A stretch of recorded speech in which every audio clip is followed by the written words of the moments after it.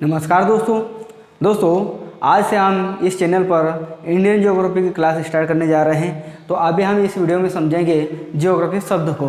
देखेंगे हम कि ज्योग्राफी शब्द का सबसे पहले प्रयोग किसने किया और भूगोल शब्द का सबसे पहले प्रयोग किसने किया। साथ ही साथ हम देखेंगे कि भारत का भारतवर्ष नाम कैसे पड़ा, आर्यावर्त नाम कैसे पड़ा, हिंदुस्तान नाम कैसे पड़ा। यहाँ से प्रश्न अक्सर पूछे जाते हैं एग्जाम में। ठीक है दोस्तों, आने वाले जितने भी हमारे वीडियो रहेंगे इंडियन ज्योग्राफी से रिलेटिव रहेंगे और हम हर टॉपिक को अच्छे से क्लियर करेंगे। चलिए दोस्तों, वीडियो में बने रहिएगा। दोस्तों पहले हम इसको समझेंगे ज्योग्राफी और भूगोल को। तो पहले हम ज्योग्राफी को समझ लेते हैं। देखिए दोस्तों, सबसे पहले प्रश्न पूछा जाता है कि जियोग्राफी किस भाषा का शब्द है। तो याद रखना, जियोग्राफी एक लैटिन भाषा का शब्द है। किस भाषा का शब्द है? लैटिन भाषा का शब्द है। जियोग्राफी लैटिन भाषा का शब्द है। जियोग्राफी एक लैटिन भाषा का शब्द है जो कि दो शब्दों से मिलकर बना हुआ है। जियोग्राफी दो शब्दों से मिलकर बना है, जियो और ग्राफी या ग्राफ्स। अब इनको समझेंगे हम। दोस्तों जियो का अर्थ होता है पृथ्वी, जियो का अर्थ होता है पृथ्वी और ग्राफ्स या ग्राफी का अर्थ होता है के बारे में या के ऊपर लिखना, के बारे में या के ऊपर लिखना।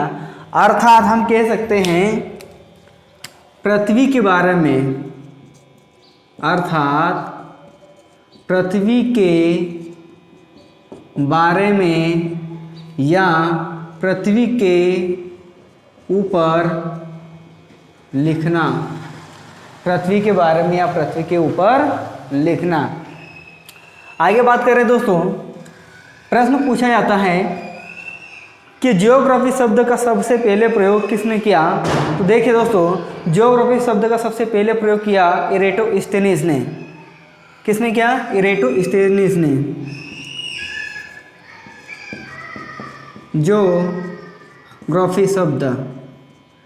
ज्योग्राफी शब्द का सबसे पहले प्रयोग किया इरेटोस्थेनीज ने।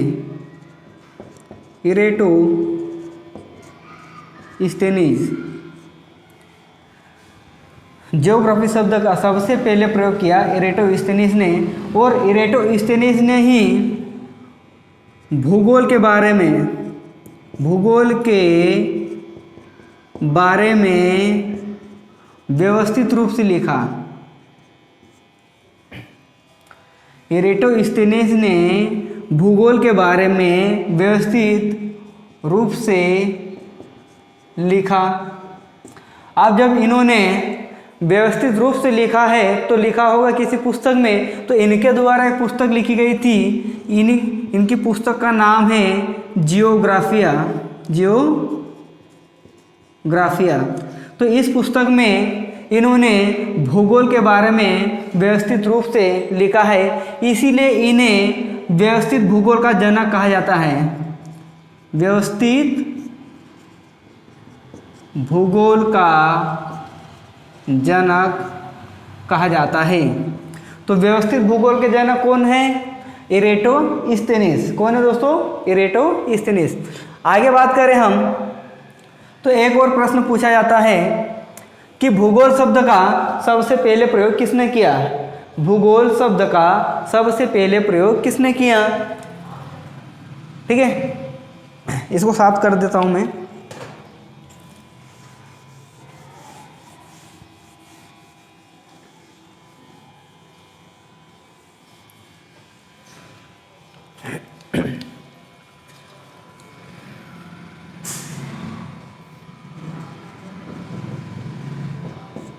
भूगोल शब्द तो भूगोल शब्द ये वाला भूगोल शब्द। दोस्तों इससे पहले हम समझेंगे कि भूगोल के जनक कौन है। भूगोल के जनक, अभी हमने देखा था कि व्यवस्थित भूगोल के जनक कौन है। तो व्यवस्थित भूगोल के जनक इरेटोस्थेनीज। अब हम देखेंगे भूगोल के जनक कौन है। तो भूगोल के जनक हैं हिकेटियस। हिकेटियस कौन? हिकेटियस। भूगोल के जनक कौन है? हिकेटियस। दोस्तों समझना, हिकेटियस ने क्या किया? हिकेटियस ने पृथ्वी के बारे में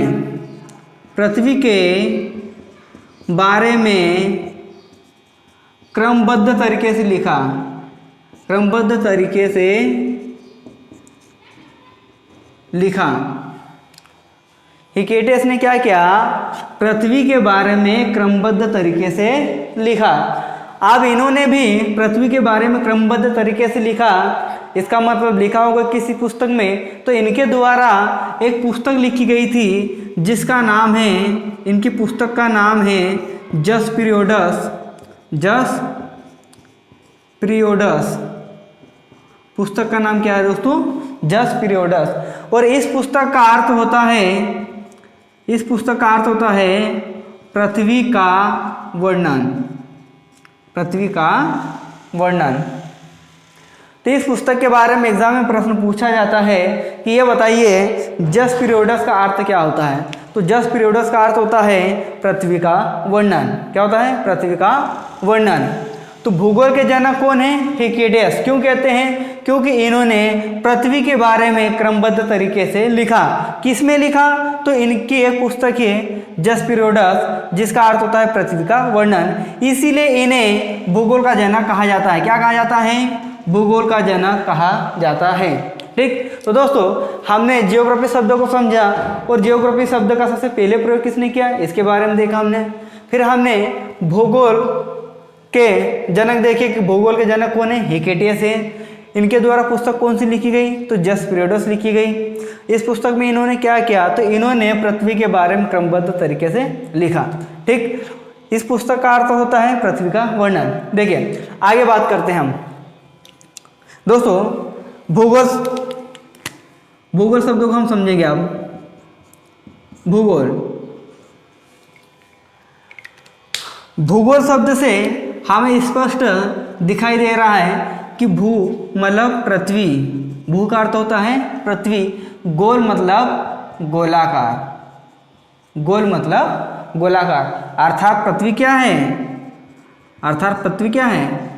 पृथ्वी गोलाकार है। क्या है? पृथ्वी गोलाकार है। ठीक, आया समझ में? तो दोस्तों अब हम यहाँ बात करेंगे कि भूगोल शब्द का सबसे पहले प्रयोग किसने किया। तो भूगोल शब्द पहले एक बात और ध्यान देना दोस्तों, ये पृथ्वी गोल है मतलब गोलाकार है, यह सबसे पहले किसने बताया या किसने कहा? तो पृथ्वी गोलाकार है। पृथ्वी गोलाकार है, गोलाकार है, यह सबसे पहले बताने वाला व्यक्ति हुए अरस्तु। अरस्तु ने ही सबसे पहले लोगों को यह बताया कि पृथ्वी गोलाकार है। क्या है? पृथ्वी गोलाकार है। चलिए अब आगे हम समझेंगे कि भूगोल शब्द, इसको साफ कर देता हूं मैं।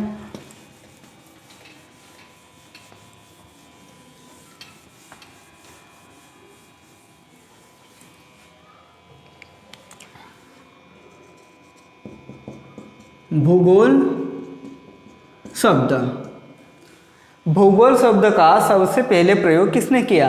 तो भूगोल शब्द का सबसे पहले प्रयोग किया आर्यभट्ट ने। किसने किया? आर्यभट्ट ने किया। भूगोल शब्द का सबसे पहले प्रयोग किया आर्यभट्ट ने। आर्यभट्ट के द्वारा एक पुस्तक लिखी गई थी, तो इनकी पुस्तक का नाम है सूर्य सिद्धांतिका। सूर्य सिद्धांतिका पुस्तक का नाम क्या है दोस्तों? सूर्य सिद्धांतिका। तो आर्यभट्ट की पुस्तक का नाम है सूर्य सिद्धांतिका और सूर्य सिद्धांतिका में इन्होंने भूगोल शब्द का प्रयोग किया है। ठीक, आगे बढ़े। तो ये था हमारा बेसिक जो कि भूगोल शब्द और ज्योग्राफी शब्द से संबंधित था। अब हम आगे देखते हैं कि भारत का नाम भारतवर्ष कैसे पड़ा, हिंदुस्तान कैसे पड़ा, आर्यवर्त कैसे पड़ा। ठीक है, इसको हम समझेंगे। चलिए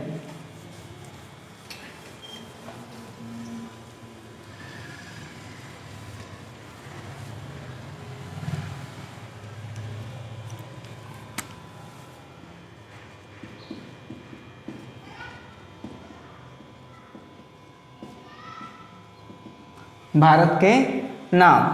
तो दोस्तों भारत के 5 नाम हैं, आर्यावर्त, भारतवर्ष, हिंदुस्तान, इंडिया और जम्बू द्वीप। ठीक, तो ये भारत के 5 नाम हैं। तो इन सभी नामों को हम एक एक करके समझने की कोशिश करेंगे।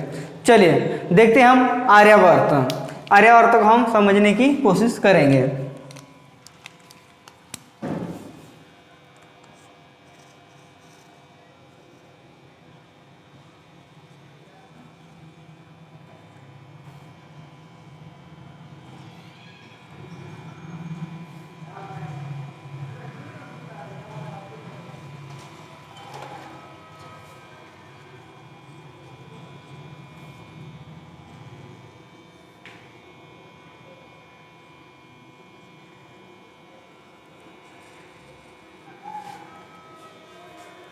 देखिए दोस्तों, ये वाला पाकिस्तान, इधर अफगानिस्तान और इधर आ जाता है आपका चाइना वगैरह।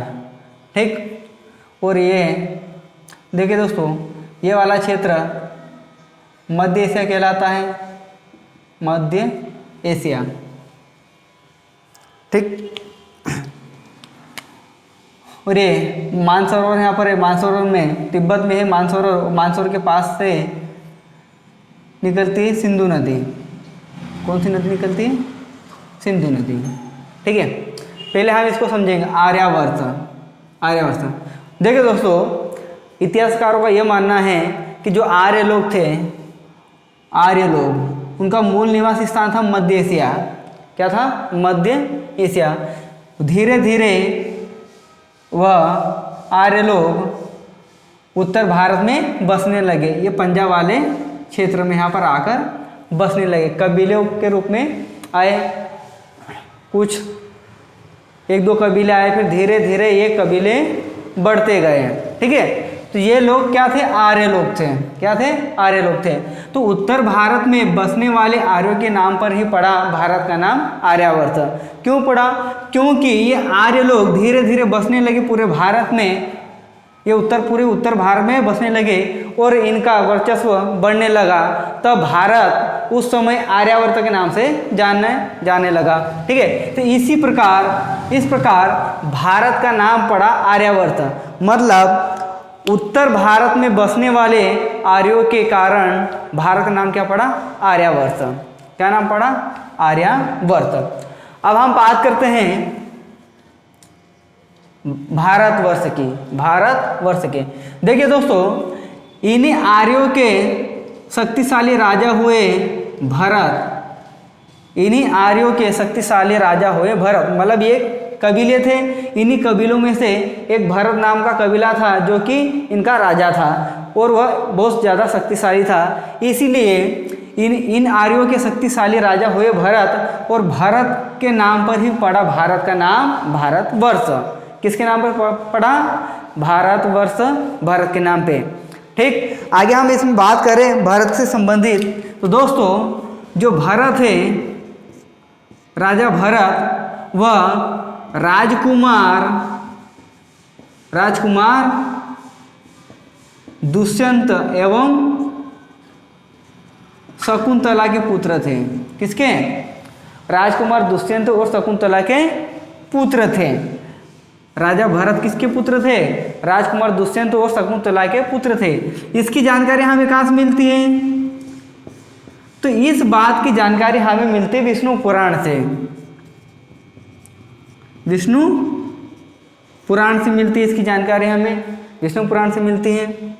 अब विष्णु पुराण की बात करें तो विष्णु पुराण का संबंध किससे है? तो विष्णु पुराण का संबंध है मौर्य वंश से। मौर्य वंश से। अब फिर इसमें बात करें हम तो मौर्य वंश की स्थापना किसने की? संस्थापक कौन हुए? तो मौर्य वंश के संस्थापक हुए चंद्रगुप्त मौर्य। चंद्रगुप्त मौर्य हुए। यहाँ तक आया समझ में? एक बार फिर देख लेते हैं हम। आर्यावर्त किसके कारण पड़ा भारत का नाम आर्यावर्त? उत्तर भारत में बसने वाले आर्यों के नाम पर पड़ा भारत का नाम आर्यावर्त। भारतवर्ष किसके कारण पड़ा? इन्हीं आर्यों के शक्तिशाली राजा हुए भरत, और इन्हीं भरत के कारण भारत का नाम पड़ा भारतवर्ष। ठीक। हिंदुस्तान, चलो इसको समझ लेते हैं। हिंदुस्तान, हाँ ये बात जरूर याद रखना कि भरत राजकुमार दुष्यंत और शकुंतला के पुत्र थे।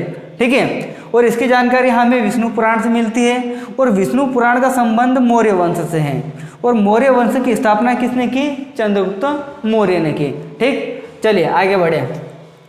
अब हम समझेंगे हिंदुस्तान। हिंदुस्तान नाम कैसे पड़ा? देखिए यहाँ पर है ईरान, भारत के पश्चिम में इधर है, उत्तर पश्चिम में ईरान। ठीक है।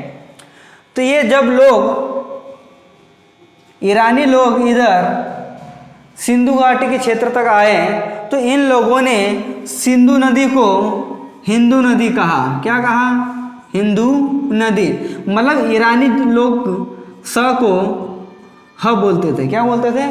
स को ह बोलते थे। स का उच्चारण ह बोलते थे। जैसे सिंधु नदी को इन्होंने हिंदू नदी कहा। क्या कहा? हिंदू नदी। जब ईरानी लोगों ने सिंधु नदी को हिंदू नदी कहा और हिंदू नदी के उस पार फैले विस्तृत भूभाग को, सिंधु नदी के उस पार विस्तृत फैले भूभाग को ईरानियों ने हिंदुस्तान कहा। क्या कहा? हिंदुस्तान कहा। क्या नाम दिया? हिंदुस्तान नाम दिया। किन लोगों ने दिया? ईरानी लोगों ने दिया। क्यों दिया? क्योंकि इन लोगों ने सिंधु नदी को हिंदू नदी कहा। ये लोग स का उच्चारण ह में करते थे।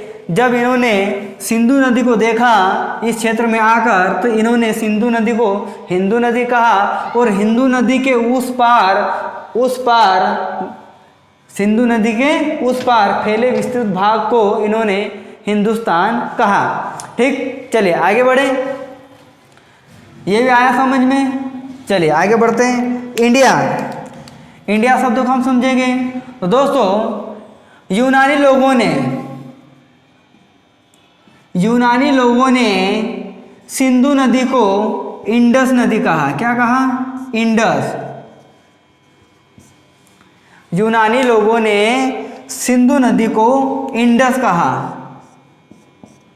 यूनानी लोगों ने सिंधु नदी को इंडस नदी कहा, और आगे चलकर यही इंडस इंडिया में परिवर्तित हो गया, और आगे चलकर यही शब्द इंडस शब्द इंडिया शब्द में परिवर्तित हो गया। इस प्रकार हमारे भारत के 4 नाम कंप्लीट हो गए: आर्यावर्त, भारतवर्ष, हिंदुस्तान और इंडिया।